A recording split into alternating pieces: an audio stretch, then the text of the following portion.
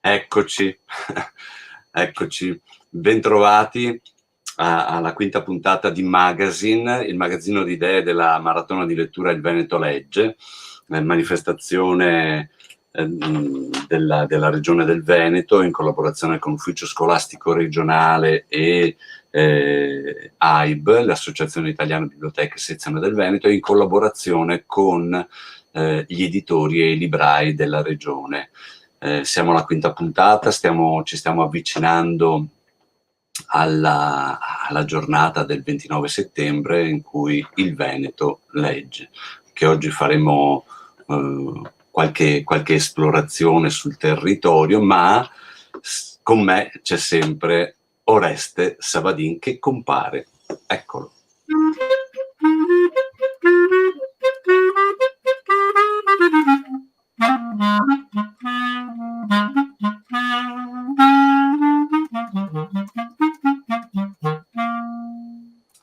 Buongiorno Oreste, buongiorno. Buongiorno Livio, buongiorno a tutti, grazie di essere di nuovo qui con noi a Magazine. Allora. No, si diceva che la maratona sta entrando in clima gara, per stare nella metafora sportiva, e nel nostro sito www.ilvenetolegge.it abbiamo raggiunto i 500 eventi, abbiamo superato i 500 eventi registrati. Abbiamo ancora 2 settimane e mezzo per arrivare al 29, quindi l'invito è sempre lo stesso, Oreste. Certo, allora intanto vi aggiorno sull'esatto numero degli eventi che in questo momento sono 517 eventi registrati nel sito. Cosa vuol dire eventi registrati nel sito? Che c'è la possibilità di inserire gli eventi che riguardano la maratona, quelli di riscaldamento o quelli del giorno della maratona del 29. Proprio nel sito ci sono 2 sezioni apposite, una è in alto, c'è il menu orizzontale, maratona per il 29 settembre e riscaldamento per tutti gli eventi che riguardano quegli eventi letterari che ci parla di libri, gruppi di lettura, lettura ad alta voce, incontri vari, che possono rientrare così nell'idea di lettura, diffusione del libro, della cultura del libro, eccetera. L'anno scorso abbiamo fatto 1300 eventi, quest'anno speriamo che così sarebbe bello fare il record, ma quello che è importante è questa idea di partecipazione che si sta sviluppando sempre di più e si sta radicando in diverse realtà.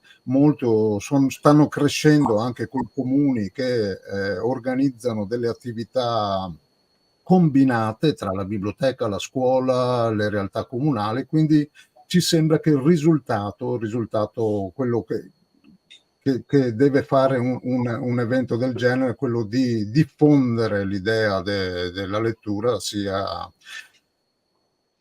raggiungibile con queste iniziative.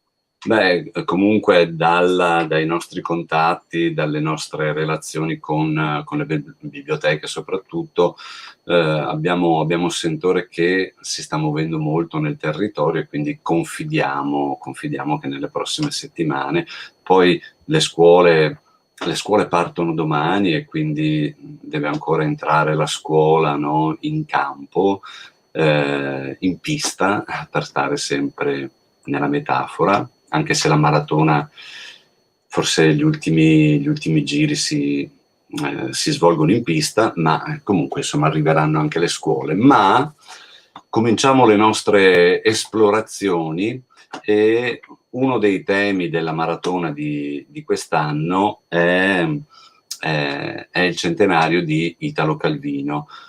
E allora abbiamo sentito Elena Sbroiavacca, che è una studiosa di letteratura italiana, chiedendole un piccolo focus su Italo Calvino.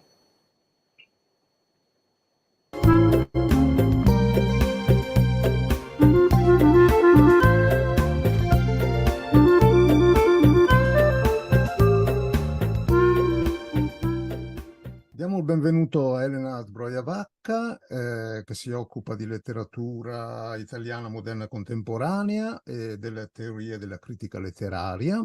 Benvenuta Elena e grazie di essere con noi a Magazine. Grazie a voi. Allora, proprio in virtù di questo tuo interesse per la letteratura contemporanea, no? Nella maratona di lettura di quest'anno c'è, tra i temi, c'è il centenario di Italo Calvino.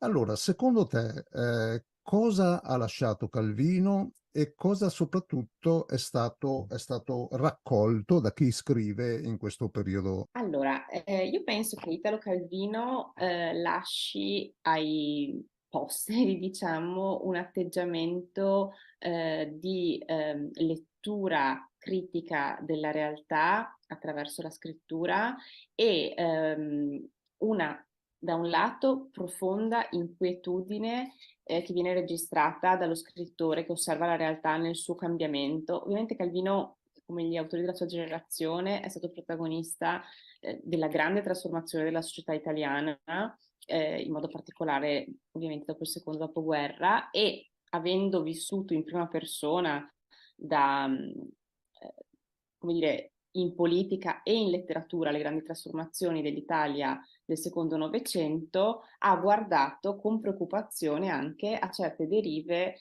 della società a partire, diciamo, dagli anni 60-70. E quindi, da un lato, la sua opera registra questa inquietudine, in modo particolare la sua opera saggistica, quindi di riflessione sulla sua attività letteraria. Dall'altro, però, è caratterizzata da una speranza profonda nelle possibilità che la letteratura sola, con i suoi mezzi specifici, possa essere utile agli uomini del nostro tempo per capire qualcosa in più di se stessi e del tempo che vivono.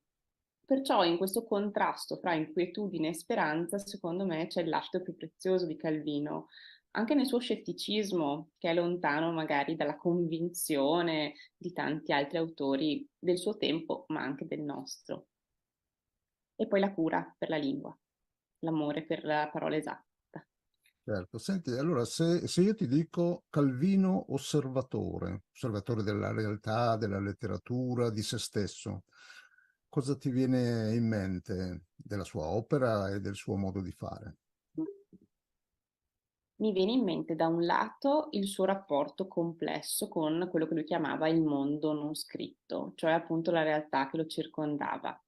La consapevolezza che c'era in lui che qualsiasi tentativo di classificare la realtà troppo rigido era destinato a fallire e quindi era difficile per l'uomo scrittore dare delle coordinate di lettura, interpretazione e magari possibilmente azione nella realtà. Dall'altro lato, la consapevolezza sempre presente in lui che il mondo scritto, cioè la letteratura, in cui lui si trovava più a suo agio, diceva che il mondo non scritto, deve cercare di relazionarsi con la realtà circostante e affinare delle armi per capirla, per scavare nella realtà. Sono le armi della scrittura, della scelta delle parole esatte per descrivere ciò che ci circonda e anche una certa attenzione alle parole esatte che consente di dare stratificazione alla realtà e non banalizzarla, non appiattirla, come invece fanno dei discorsi che si accontentano di espressioni banali, prive di significato, che magari caratterizzano altri linguaggi. Beh, questo discorso sul linguaggio mi fa venire in mente Le città invisibili, il dialogo tra Kublai Khan e Marco Polo, che si sviluppa proprio su diversi modi di comunicare, gli oggetti, i momenti in cui stanno immobili e muti, fumando lunghe pipe d'ambra, senza dirsi niente, quando Kublai Khan e Marco Polo parlano la stessa lingua, probabilmente, e definiscono bene le cose che Marco Polo vede. ma poi anche quando Kublai Khan non si accontenta di questo linguaggio, dice devo sintetizzare e usare il gioco degli scacchi. Ci sono tutti degli passaggi di questo dialogo tra questi due personaggi così diversi, ma che cercano forse la stessa cosa. Sì, allora sicuramente i protagonisti delle Città Invisibili rispecchiano le anime dell'autore stesso, di Calvino stesso. Le Città Invisibili, peraltro, è un romanzo che appartiene ad una fase particolare della produzione calviniana, cioè quella in cui Calvino scopre lo strutturalismo e le possibilità che dà alla letteratura l'utilizzo di una struttura, di una tassonomia precisa. Le città invisibili è un libro costruito su una struttura solidamente logico-matematica e il gioco degli scacchi rappresentano una forma di un'architettura, una struttura logica che può sottostare alla realtà.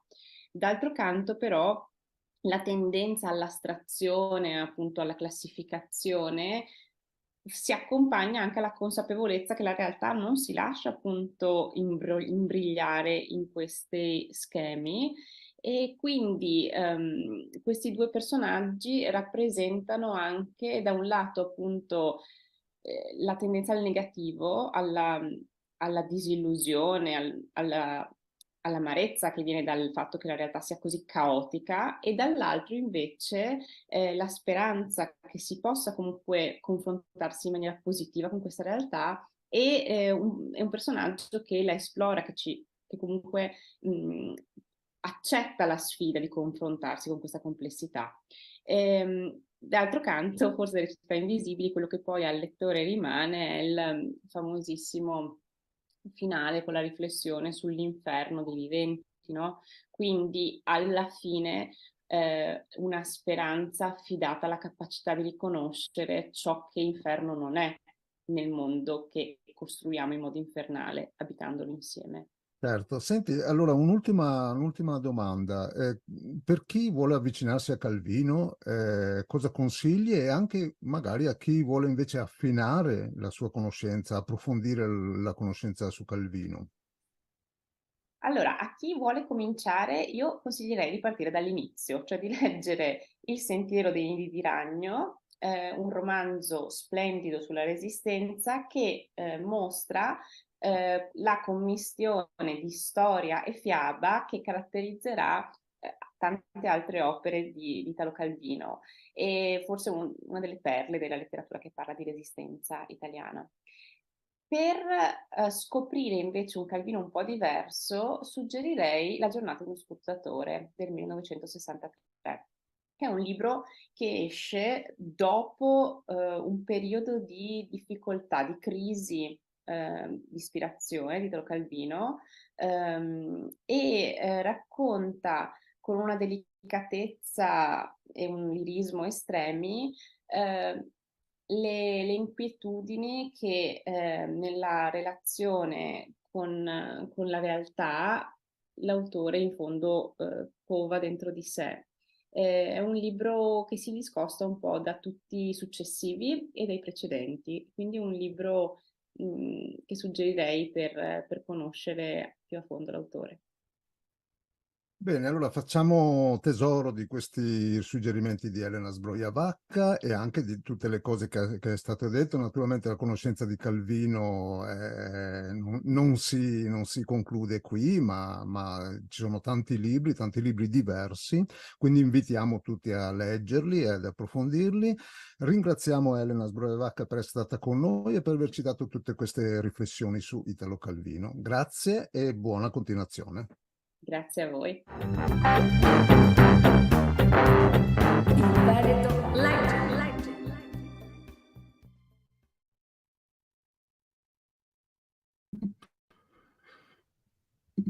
Bene, allora grazie a Elena Sbroia-Vacca. Ricordo che sempre nel sito www.venetolegge.it c'è un menu in alto, quello orizzontale, dove si trova anche la voce bibliografia.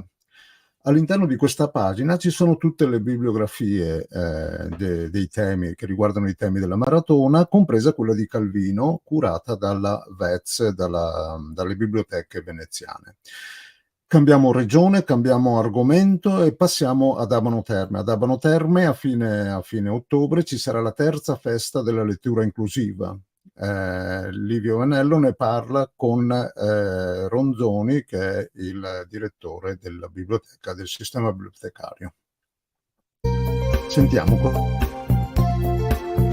Il Veneto legge.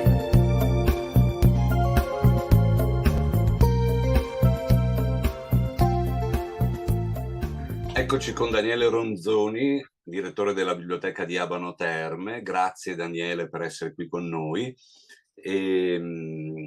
Alla biblioteca di Abano Terme, fine ottobre, ci sarà una manifestazione piuttosto importante che ha come centro la lettura e l'inclusività alla lettura. Si intitola Festa della lettura inclusiva.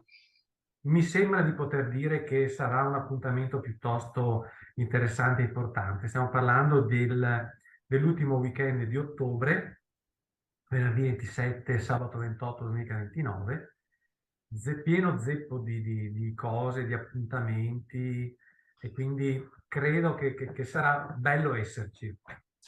Beh, intanto è un invito ai bibliotecari, ma non solo ai bibliotecari.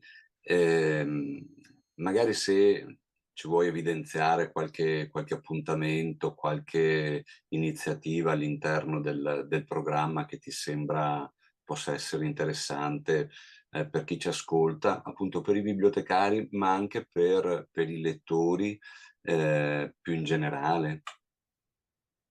Sì, allora cominciamo col dire che venerdì 27 appunto sarà dedicato proprio agli insegnanti. Ci sarà questo convegno che faremo insieme a Proteo Fare Sapere Veneto, che è questo ente di aggiornamento professionale degli insegnanti, quindi ci sarà della formazione riconosciuta. Il tema sarà proprio la biblioteca scolastica inclusiva. E alla sera poi avremo uno spettacolo di Danceability a cura della cooperativa Nuova Idea, e anche uno spettacolo Filis, quindi già nel titolo capiamo che ci sarà anche la lingua italiana la lingua dei segni italiana, anzi bisogna dire, mi hanno insegnato. Ecco, poi sabato avremo questi appuntamenti, come dicevi giustamente tu, non solo per bibliotecari, abbiamo già anche educatori e altre figure professionali del terzo settore che hanno cominciato a iscriversi, e abbiamo dei nomi sia in presenza che a distanza particolarmente prestigiosi. Ne cito così alcuni, mi scuso con quelli che non citerò perché sono veramente proprio tanti. E quindi c'è Fabio Venuda dell'Università di Milano, Paul Gabriele Weston, docente all'Università di Pavia. Abbiamo Chiara Fagiolani dell'Università La Sapienza di Roma, Antonella Agnoli, famosa esperta di biblioteche, e tanti altri. Sarà letture da cani, quindi la lettura insieme con i cani abituati a lavorare nella pet therapy. E poi avremo la lettura di La sua è casa mia, che è stato il primo albo illustrato per anziani, che ha vinto quest'anno il premio Abenante, i silent book e anche letture in altre lingue, letture in lingua straniera. E durante tutto il tempo della festa poi ci saranno degli stand molto semplici, adesso non aspettate la Fiera di Milano, ma ci saranno editori, ci saranno associazioni, ci saranno biblioteche, insomma presenteranno un sacco di progetti, libri che intendono essere inclusivi e facilitare l'approccio alla lettura da parte di persone che normalmente ne sono escluse. Ecco, tutto questo poi avrà un gran finale la domenica 29, quando al termine, alle 11 circa, quindi al termine della mattinata, verrà presentata la carta di Abano Terme per la biblioteca inclusiva. Ecco, questo sarà un documento che vuole avere una gestazione anch'essa inclusiva, quindi chi vuole mandare idee, proposte, suggerimenti sono benvenuti. Il modello sarà quello della Biblioteca di Milano, per chi se lo ricorda, quindi proprio un documento che dovrebbe essere poi approvato dalle varie amministrazioni comunali per prendere degli impegni concreti per rendere sempre più inclusiva la propria biblioteca.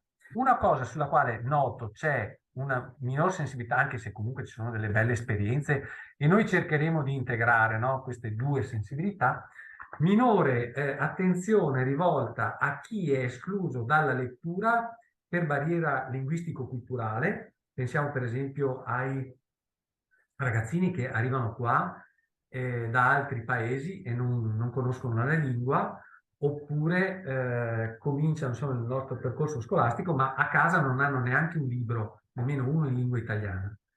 E poi un tema che sentiamo molto forte in questi giorni, il tema della povertà educativa. Beh, mi pare di intuire che è un mondo molto, molto ampio e anche molto in divenire. Questo, come dire, potrebbe essere di buon auspicio anche per una manifestazione come quella di Abano, nel senso che dopo aver indagato alcuni ambiti, nelle prossime edizioni, se ce ne saranno di prossime, potrebbero avere dei focus anche su altri aspetti che stiamo cogliendo e altri forse che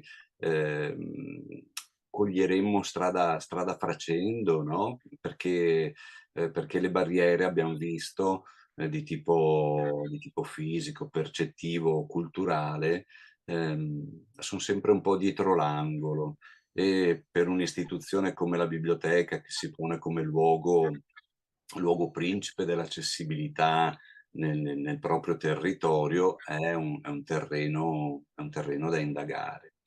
Dicevi giustamente, no? Cioè, cerchiamo poi di altre edizioni di dare un seguito. Ecco, io non sarei geloso se un'altra amministrazione, perché noi non potremo più, voglio dire, partecipare a un bando CEPEL sempre con questa idea, no? Questo format.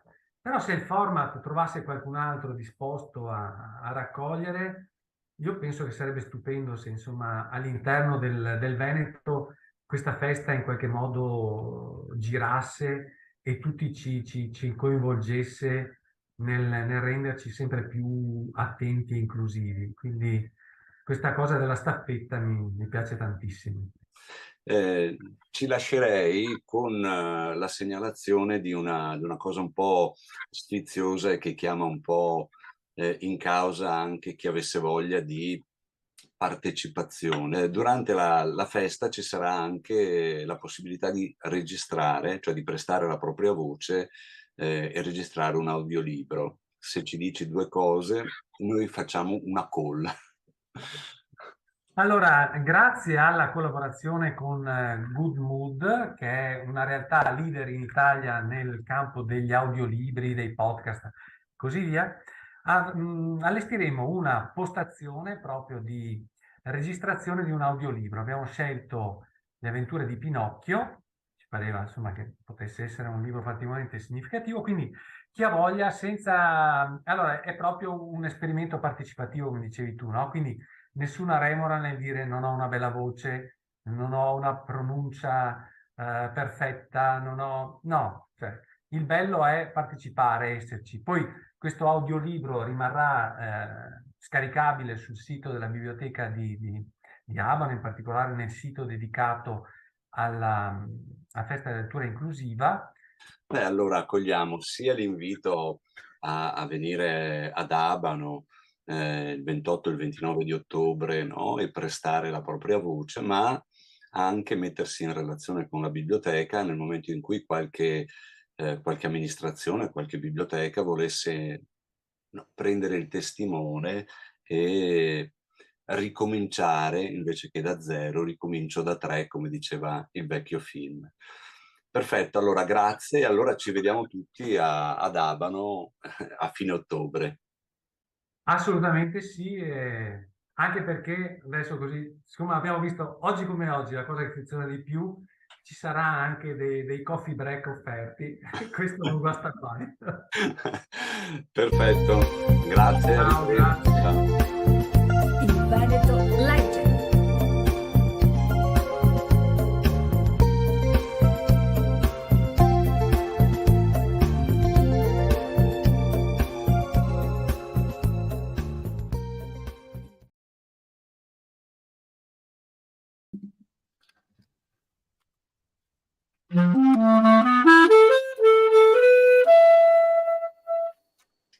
E adesso allora, e allora prendiamo anche queste due idee da Abano.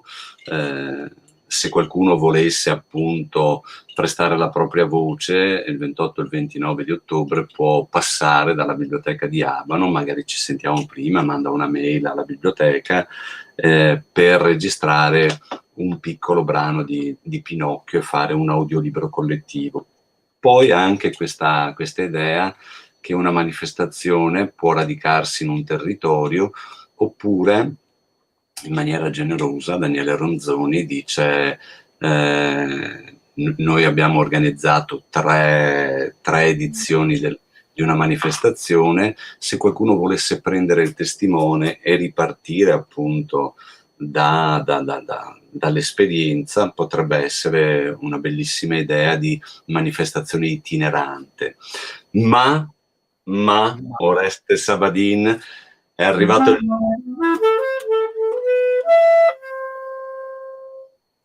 il momento che tutti aspettano, è il momento della locandiera. Allora, grazie Livio. Partiamo subito con un festival. Ci sono tantissime occasioni per partecipare a festival, iniziative in questa estate, ma noi prima cosa che segnaliamo è questo Festival del Viaggiatore dal 3 al 24 settembre. Si svolge anche in diversi luoghi della regione, è già partito il 3 a Venezia Lido, il prossimo appuntamento sarà il 15 a Possagno, poi Bassano del Grappa, Maser, Asolo e Riese Pio X. Sono tutti eventi prenotabili, diciamo, nel sito festivaldelviaggiatore.com, dove si possono trovare informazioni anche sulla pagina Facebook. Cos'è questo Fergia? Il Festival Viaggiatore è un format che ha al centro il viaggio come metafora della vita, un festival di storie, percorsi, esperienze e incontri. E chi è il viaggiatore? Siamo tutti viaggiatori, dicono qui nel sito, sia chi racconta che ascolta, perché, come recita il nostro motto, il loro motto, ogni vita è un viaggio. Bene, allora, buon viaggio a tutti. Poi ci saranno ville, chioschi, giardini appartenuti ad artisti e personaggi del passato, spesso non aperti al pubblico, quindi occasioni per entrare in luoghi poco conosciuti. Allora, buon viaggio a tutti, buone letture e passiamo alla seconda locandina, che invece è in un luogo preciso, la Pieve che legge a Pieve di Soligo. Sono 4 appuntamenti con 4 autori. Il primo si è già svolto il 4 settembre con Paolo Malagutti, che presentava Piero fa l'America. Poi ci sarà Giuliano Pasini il 12, cioè oggi, Sonia Aggio e Emanuela Canepa, 4 realtà della regione che sono molto attive in questo momento. L'entrata è libera e c'è la prenotazione consigliata. L'info e le prenotazioni le potete trovare alla biblioteca di Pieve di Soligo. Passiamo alla numero 3, Ville da leggere. Ville da leggere è un secondo ciclo di incontri che è stato promosso dall'Associazione Editori Veneti e dall'Associazione Ville Venete dell'Adige e delle Ville del Territorio. Ci sono vari appuntamenti in diversi luoghi e anche qui il programma, vedete la locandina è molto fitta, lo potete trovare nel sito dell'Associazione Ville Venete dell'Adige.it. Ci sono varie presenze, da quelle di scrittori a persone che si interessano di storia e sociale, insomma, e anche qualcosa che riguarda il ricco patrimonio delle ville venete. Allora, appuntamento nelle ville venete, informazioni, c'è anche la pagina Facebook che è sempre delle ville venete e dell'Adige, oppure all'Associazione Editori Veneti. Passiamo alla prossima locandina, Autori in città. Siamo a Padova dal 15 al 17 settembre, è la 4ª edizione di questa manifestazione, è un festival culturale dedicato al mondo dell'editoria illustrata, è organizzato da Kite Edizioni, la casa editrice di Padova. Ci sono presentazioni e incontri in librerie, poi ci sono mostre di illustrazione, laboratori per bambini, lettura ad alta voce, visione di portfolio, firmacopie, autori, illustratori, insomma un momento di scambio molto interessante. Quali sono le librerie interessate da questa iniziativa?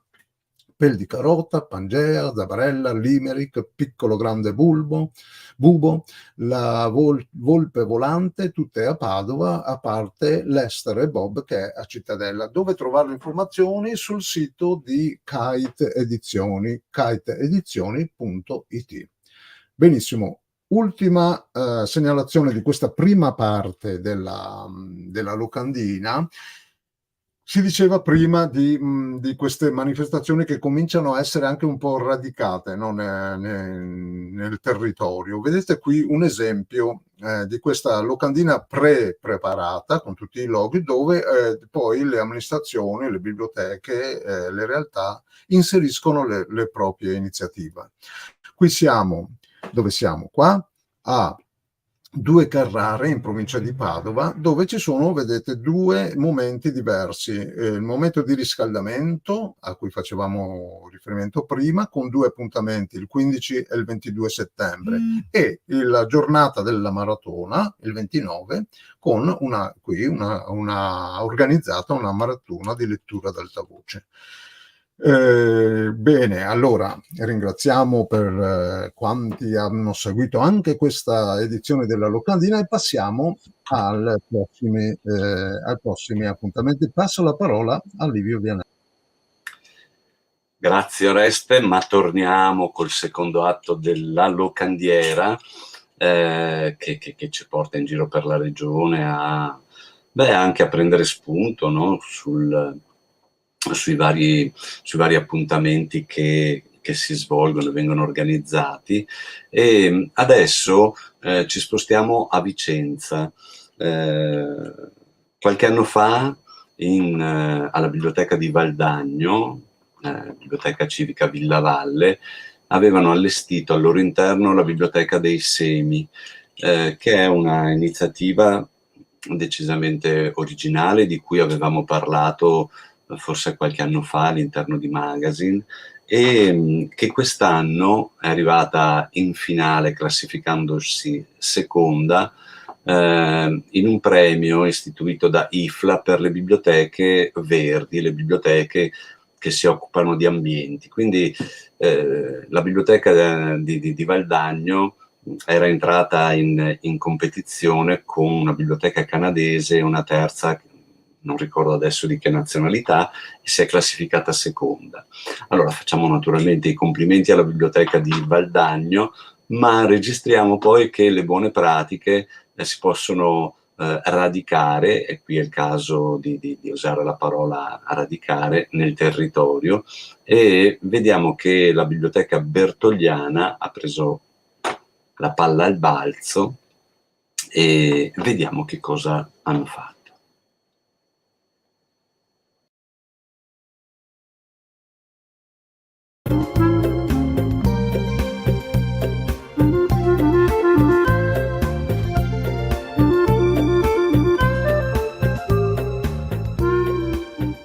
Diamo il benvenuto a Lucia Tomba della Biblioteca Civica Bertoliana di Vicenza e in particolare nella sede di Laghetto. Nella sede di Laghetto a giugno 2023 è stata costituita la Biblioteca dei Semi. Allora, come mai una Biblioteca dei Semi in biblioteca? Lucia, grazie intanto di essere qui con noi.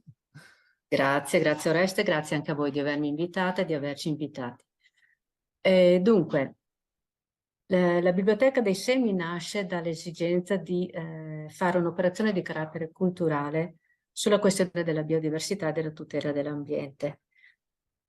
Di carattere culturale perché la Biblioteca dei Semi non è una banca dei semi, quindi non ha compiti di conservazione per le generazioni future, ma ha proprio questo obiettivo di fare scambio. Quindi le persone possono venire in biblioteca, prendere a prestito i semi, portarli a casa, far generare la pianta, condurla alla fine del ciclo e poi riportarci i semi che è riuscita ad ottenere. E attorno a questo però si fa appunto l'operazione di carattere culturale che da una parte vede l'istituzione, la creazione di scaffali in cui vengono messi a disposizione delle persone libri attinenti all'argomento, quindi dalla biodiversità al seme in sé, alla coltivazione dell'orto e del giardino, eccetera, ma anche dal punto di vista della letteratura, della poesia, della narrazione, e con libri che sono disponibili per bambini piccolissimi fino a 99 anni, diciamo. E qui le persone possono trovare uno schedario in cui ci sono dei cassetti, le piante sono divise per tipologia, e una persona può prendersi in prestito la bustina di semi che interessano, portarli a casa, far crescere la pianta e poi riportare in biblioteca i semi che ha ottenuto alla fine del ciclo della pianta. È un coltivare sia nel senso proprio pratico del termine, ma anche un coltivare un rapporto con il quartiere e con le persone che frequentano la biblioteca. Come ha risposto il quartiere a questa iniziativa? Beh, il quartiere ha risposto bene, anche perché a Laghetto lo sappiamo già, ci sono famiglie che hanno il giardino, che hanno l'orto, c'è anche una scuola dell'infanzia che lavora all'aperto, quindi è molto interessata a questa questione. Ci vengono richiesti libri dalle insegnanti, ma ci sono anche persone che sono già venute a prendersi i semi, se li sono portati a casa. Non ha risposto solo il quartiere, hanno risposto anche persone che non vivono da noi, ma che sono interessate alla questione. L'altro aspetto che non ho evidenziato prima è quello degli eventi, per cui stiamo cercando di organizzare degli eventi attraverso i quali possiamo diffondere e condividere informazioni sulla questione dei semi, della biodiversità, ma anche più in particolare sulla coltivazione dell'orto, sui giardini, sull'impollinazione, l'importanza degli insetti impollinatori, eccetera. Quindi la biblioteca diventa sempre di più un luogo aperto a nuove informazioni, nuove occasioni di incontro e scambio. Nel sito c'è delle pagine, nel vostro sito internet, delle pagine con l'elenco dei semi e anche dei libri che voi mettete a disposizione sul tema. Quindi chi è interessato a vedere anche cos'è disponibile, sarà un elenco aggiornato, immagino, questo dei semi e dei libri. Sì, allora c'è l'elenco dei semi che viene aggiornato ogni tot, non lo possiamo fare settimanalmente, ma insomma cerchiamo di starci dietro, e poi ci sono appunto i libri che fanno parte proprio della sezione biblioteca dei semi, sia per bambini che per adulti, e li si trova appunto sul sito. Senti, fisicamente come è stata realizzata questo luogo, questo posto dove ci sono i semi?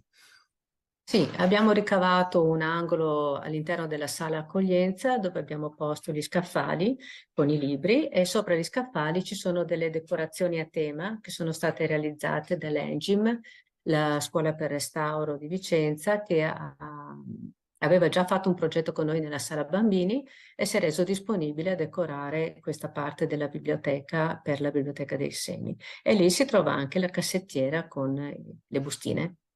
Un ulteriore livello di scambio tra la biblioteca, questo luogo pubblico, e una scuola che si occupa proprio di restauro, no? Quindi Sì.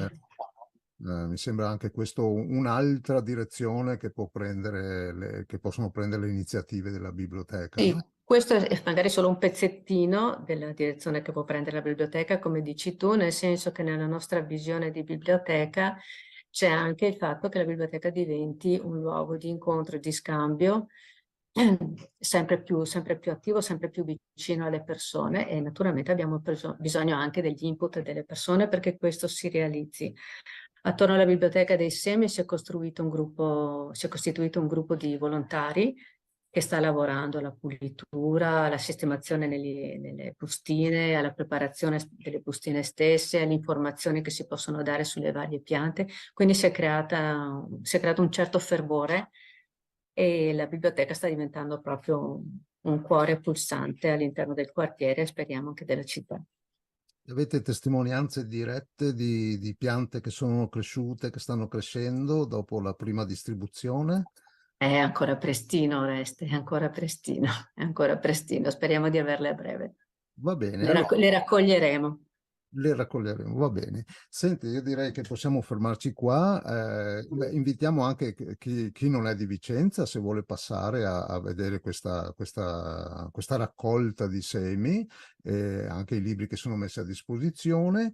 E grazie per essere stati con noi, per averci raccontato questa iniziativa. Buona continuazione, buona semina, buona raccolta e buona distribuzione. Grazie. Grazie, buona semina a noi, ne abbiamo tanto bisogno. Grazie, grazie, arrivederci. Il Veneto legge. Bene, allora, da questo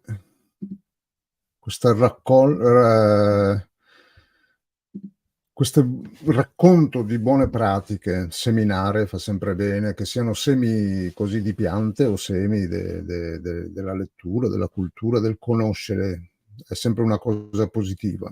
E anche andare in diverse direzioni è una cosa positiva. Abbiamo sentito la biblioteca di Laghetto, come si collega alla scuola del restauro, eccetera, no? Ma anche noi adesso andiamo in un'altra direzione, andiamo nella direzione della sanità pubblica, e come si può collegare questa idea delle buone pratiche con quelle della lettura. Sentiamo Livio Vianello con Tiziana Menegon cosa ci raccontano a proposito. Il Veneto legge. Eccoci con Tiziana Menegon, responsabile del servizio di promozione della salute dell'azienda sanitaria 2 del Marca Trevigiana. Abbiamo visto all'interno del programma regionale sulla salute in tutte le politiche, che la maratona di lettura è entrata tra le buone pratiche. Allora ci piaceva un po' capire come la salute entra nelle politiche per la lettura. Sì, buongiorno intanto, e penso che questo sia interessante anche che sono chiamata a portare una testimonianza di questo, che la promozione della lettura diventi una buona pratica raccomandata nelle scuole che promuovono salute, in generale nella comunità. Questo segna un impegno che la sanità mette di attenzione, e anche un cambio di paradigma, se vogliamo, anche a pensare la salute non solo in chiave di malattia e di cura e di assistenza, ma anche in chiave di prevenzione e promozione della salute, su quelli che sono i determinanti. Da cosa nasce la salute? La salute nasce intanto da avere una disponibilità anche di risorse nel territorio, risorse di lavoro, risorse di pace, risorse della società, di servizi, ma nasce anche dalle competenze, da quanto noi riusciamo di questo ambiente prezioso a farlo nostro e a metterlo in pratica. Saper leggere è una competenza e anche un esercizio alla vita. In scuola si insegna a leggere, si legge anche, forse si potrebbe leggere di più, ma questo è un impegno, perché è dimostrato che più literacy, tecnicamente si dice, si ha, e più si ha una buona vita in termini di anni di salute vissuti in qualità e durata.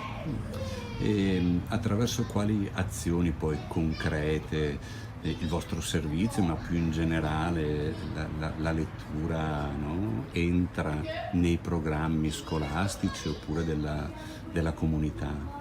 Ecco, l'azienda sanitaria, le aziende sanitarie nel Veneto, Treviso nel Veneto, ma anche in Italia, sostengono programmi come per esempio il Nati per Leggere, che è entrato attraverso, qualche anno fa, insomma, attraverso la promozione di Genitori Più, che era una campagna che metteva a fuoco delle buone pratiche per far crescere i bambini, ma anche la lettura precocissima ancora in gravidanza, quindi con l'attenzione alla creatura che già ascoltando la voce della mamma e del papà impara un po', no, la lingua. Ma questo abbraccia anche altre fasce di età, pensiamo alle esperienze della lettura per contrastare o rallentare il decadimento cognitivo nelle persone adulte, anziane. Ci sono studi che supportano questo beneficio, ma anche mettendo a disposizione libri, l'esperienza del bookroxing, del mettere a disposizione degli ambienti, dei servizi di cura o di assistenza, o in generale nei punti dove le persone accedono al servizio sanitario, la possibilità di attingere alla lettura. Ci sono anche altre esperienze, ecco, non voglio dilungarmi molto, le costruiamo però con la comunità. Ecco, credo che per noi siano importanti proprio la costruzione di alleanze con le altre istituzioni, ma anche con le associazioni del territorio, perché l'esperienza della lettura è un'esperienza di socialità, un'esperienza che nutre la persona, ma nutre anche i gruppi e ci permette di aprire quella che è una dimensione di salute individuale a una dimensione di salute, chiamiamola fra virgolette un po' di rete orizzontale, ecco, quindi di trasferimento di competenze. Sembra quasi un paradosso, no? Che un'azione estremamente solitaria diventi poi anche un'azione che fa bene trasversalmente e possa diventare anche un'esperienza condivisa con altri. I gruppi di lettura in questo sono un esempio. Avete dei progetti su cui state lavorando, Sì. di cui potete... Allora, a livello così proprio di senso alto, ecco, di collaborazione ampio, perché credo che insomma sia un dovere per noi adesso dialogare anche con alleanze, e noi abbiamo degli accordi di collaborazione con le biblioteche nello specifico, proprio perché la biblioteca possa diventare, oltre che un luogo di cultura, anche un luogo dove le persone socializzano e fanno salute insieme, anche dando delle informazioni di salute, quindi non solo la lettura come beneficio in sé, ma anche la lettura che porta contenuti e porta anche orientamento alle scelte di salute, a saper distinguere ciò che è buono, che quindi porta beneficio e mi orienta a fare buone scelte, anche dei servizi, no? Adesso tutti parlano di salute, danno informazioni di salute, no? Dal super esperto anche all'uomo di piazza, che porta anche lui una sapienza, no? Però ecco, su questo dobbiamo un po' aiutarci a dare un linguaggio comune, a trovare dietro la parola, se io dico salute ho un immaginario di salute. Se una persona di cultura dice salute ha un altro immaginario di salute, quindi siamo in una società molto ricca, molto complessa di significati. Credo che uno dei progetti che io ho in mente è quello di mettere assieme tutte le persone che si occupano di lettura e di salute insieme e di trovare dei messaggi comuni, trovare dei punti di incontro che possano favorire sempre di più il benessere delle persone e questo senso. Perfetto, allora grazie mille, magari ci risentiamo, ci rivediamo e ci portiamo via questa idea appunto di salute, benessere e lettura che vanno a braccetto insieme. Buon lavoro. Grazie. Il Veneto legge.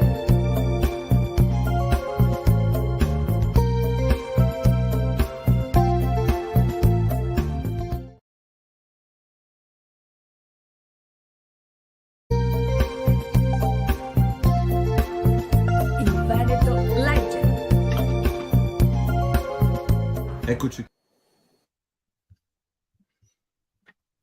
Eccoci qua di nuovo in diretta. No, forse hai il microfono spento, Livio Vanello. Allora, intermezzo. Grazie. È una puntata questa ricca di suggestioni e di proposte dalla biblioteca di Abano Terme, che propone una staffetta, no, sull'accessibilità alla lettura, ha questa idea di Tiziana Menegon e del servizio di promozione della salute, di fare alleanza tra le istituzioni, e quindi le istituzioni che si occupano di salute e di lettura, quindi le biblioteche in primis, ma non solo. Insomma, ci portiamo a casa questa idea che già ce l'avevamo un po' forse nelle orecchie, che la lettura non sia solamente un'occasione per informarci, entrare nelle storie, ma anche una dimensione dello stare che crea benessere, che crea, no, uno star bene con se stessi, ma anche in relazione con gli altri. Benissimo, ma arriviamo al secondo atto della locandiera. Allora, seconda parte di questa carrellata tra le varie iniziative che troviamo in regione, e andiamo in provincia a Verona proprio, dove a proposito di collaborazioni, di cose che si mettono insieme per realizzare dei progetti. Allora, Toccati, sapete, è un festival che ormai è conosciuto, è un festival internazionale dei giochi di strada. La biblioteca e il comune di Verona sono tra gli organizzatori, ma perché non entrare in biblioteca anche per mettere insieme questo pubblico interessato ai giochi anche ai libri? E in questo caso abbiamo preso una delle varie attività, il mercatino delle biblioteche. Quindi ecco, dove sono invece le istituzioni lavorano insieme per realizzare delle cose e mettono a disposizione dei visitatori le varie proposte. Passiamo invece da una cosa così, da una città grande, eccetera, in un luogo invece poco conosciuto, perché siamo a a Zero Branco, ma in mezzo alla campagna. Solo qui è una bed and breakfast con una libreria molto particolare, dove avvengono degli incontri letterari. Di solito li tiene Gianluigi Bodi, che è l'animatore principale di queste iniziative. Sono degli incontri che si svolgono autunno, inverno e primavera. Questa volta è Gianluigi Bodi, che è stato nostro ospite nel numero 4 di Magazine, quindi chi volesse rivedere cosa ci racconta Gianluigi Bodi sul mondo letterario veneto in generale. E questa volta Gianluigi Bodi è protagonista invece come autore. È uscito da poco, questo è un posto difficile da raggiungere, edizione Arcadia, ne parlerà con Gianluigi. Sì, Alessandro Busi ne parlerà con Gianluigi. Ecco, tenete d'occhio questo, non solo qui, no, solo qui, perché ci sono vari incontri interessanti. Ne parleremo magari anche la prossima volta.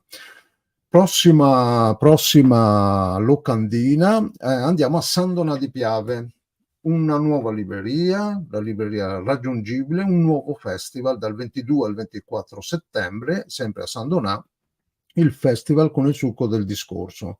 Estratto Festival, è un'edizione di un festival culturale che ha il patrocinio del comune, dell'assessorato alla cultura, organizzato da questa libreria. Ha avuto già un pre-festival, un appuntamento con Emanuela Canepa, con Marco Griffi e Emiliano Cribari, e poi ci saranno vari appuntamenti in libreria, in alcuni negozi del centro, nelle sale comunali. Insomma, è un festival che coinvolge la città di San Donà. Si comincia il 22 settembre con Roberta Favia, con un laboratorio, e poi ci saranno vari ospiti come Marco Rossari, Tiziano Scarpa, Alessandra Carnaroli, Manlio Castagna e Pier Domenico Baccalario. Ecco, il programma completo è sul sito e sulla pagina Facebook del Libreria Raggiungibile, e le prenotazioni sono già partite e sono aperte dal 4 settembre. Allora, tutti a San Donà di Piave. Invece qui un premio letterario Giuseppe Berto a Mogliano Veneto. In piazzetta del teatro ci sarà la premiazione il 23 settembre del concorso letterario appunto dedicato a questo autore Giuseppe Verto. I finalisti della 30ª edizione saranno presentati e ci sarà la presentazione del vincitore. Questo è un premio dedicato alle opere prime, quindi chi è interessato a presentare, magari nel sito del premio letterario ci sono tutte le regole, perché probabilmente ci sarà una nuova edizione anche l'anno prossimo. Allora, dove siamo andati? San Donà, adesso a Mogliano, passiamo invece in provincia di Padova, a Ponte San Nicolò. Ecco, vedete qui un altro esempio di eventi combinati per la maratona di lettura. Una lettura il 22 settembre per i bambini e invece una lettura il 29 settembre, il giorno della maratona. Sempre, anche qui, vedete, è dedicata alla letteratura di fiume, che è uno dei temi della maratona di quest'anno.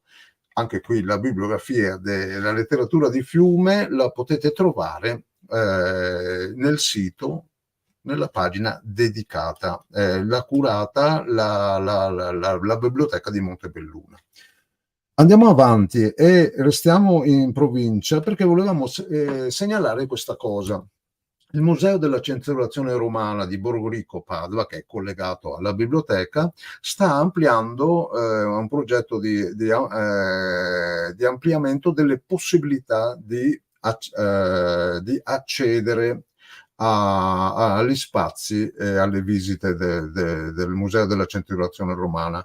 Ci sono vari progetti che rientrano anche in questo discorso più grande che è stato fatto prima con Daniele Ronzoni, è collegato alla festa. Tra l'altro il direttore della biblioteca di Borgorico, Daniele Brunello, è il referente per il nord-est di un progetto nuovo di AI, dell'Associazione Italiana Biblioteche Veneto, finanziato dal CEPEL, Centro del Libro e della Lettura. Il progetto si chiama Tutto in Libro, ne parlerà Brunello proprio alla festa di Abano Terme. Ecco, qui vedete la cartolina così generale del progetto, che vedete il 27 c'è una giornata dedicata alle scuole, e poi via via tutti gli eventi di cui parlava prima Daniele Ronzoni. Sono già partiti degli incontri di avvicinamento dedicati a bibliotecari, insegnanti e operatori, una specie di laboratorio per individuare quali sono le caratteristiche, secondo noi, che potrebbero avere, che dovrebbero avere le biblioteche o gli spazi pubblici in generale, per essere il più possibile accessibili, tenendo conto che anche le biblioteche sono ospitate spesso in luoghi storici e che quindi tutto non si può realizzare, ma quello che si può realizzare, quello su cui si può lavorare, è l'atteggiamento personale rispetto all'accessibilità, all'inclusività. Allora, siamo qui, abbiamo finito anche questa seconda parte della locandina. Ritorna in video anche Livio Vianello. E sì, dove andiamo? per dire che di tanto in tanto i conduttori della trasmissione vanno in trasferta.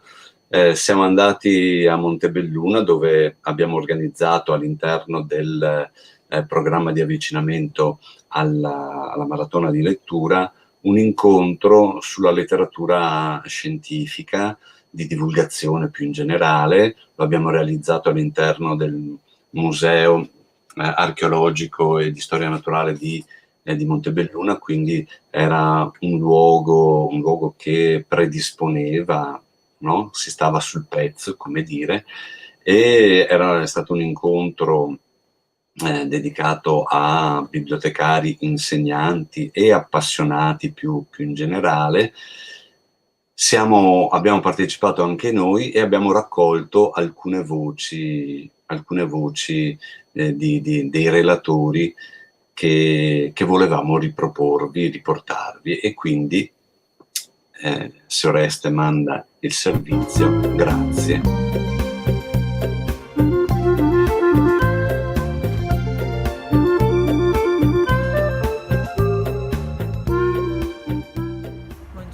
Sono sono Sara Saurin, sono qui a Montebelluna al Museo di Storia Naturale e Archeologia. Siamo qui in una giornata spettacolare dal punto di vista organizzativo, perché incrocia la partecipazione e le competenze di museo, appunto, biblioteca, editori, autori. E il nostro pubblico di oggi sono tutti quei divulgatori, quei soggetti che sono preziosi per la diffusione della cultura, bibliotecari, insegnanti. È una giornata in un contesto oltretutto meraviglioso, in un museo molto interessante, e spero che ce ne siano tante altre così. Siamo qui al Museo di Storia Naturale e Archeologia di Montebelluna, dove abbiamo la fortuna, il privilegio di ospitare un corso dedicato proprio all'editoria, alla divulgazione scientifica. E non è un caso, perché il museo di questo si occupa per quanto riguarda le scienze, per quanto riguarda l'archeologia, e di fatto è un po', questa è la cifra del nostro lavoro. È una giornata significativa perché mette insieme realtà che normalmente collaborano, vista anche quanto previsto dalla legge regionale, ma che possono avere tutta una serie di difficoltà prima di riuscire a mettere in piedi una progettualità comune continuativa nel tempo. La giornata di oggi ha messo in luce che questo appunto è giusto che sia fatto, che è possibile, e per quanto riguarda noi che lavoriamo nel museo è un arricchimento costante e continuo di idee, di contenuti, competenze e di proposte per l'utenza.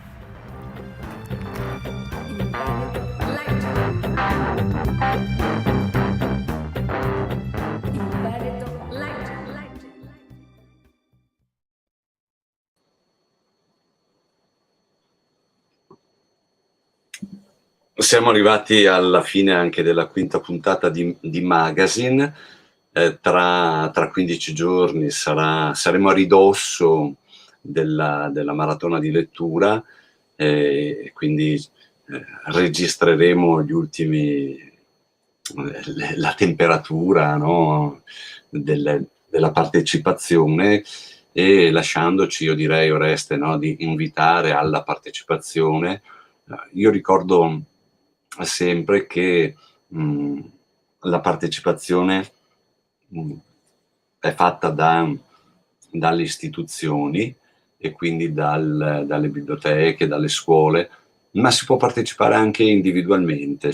Cioè, se la sera del 29 decido di leggere per mio figlio, per il mio compagno, per la mia compagna, posso registrarmi sulla pagina e partecipare alla maratona di lettura insieme a migliaia di persone che in tutto il territorio regionale, anche nelle sedi, diciamo, più istituzionali, staranno leggendo. Una manifestazione così simbolica, ma che vuol testimoniare che il Veneto legge.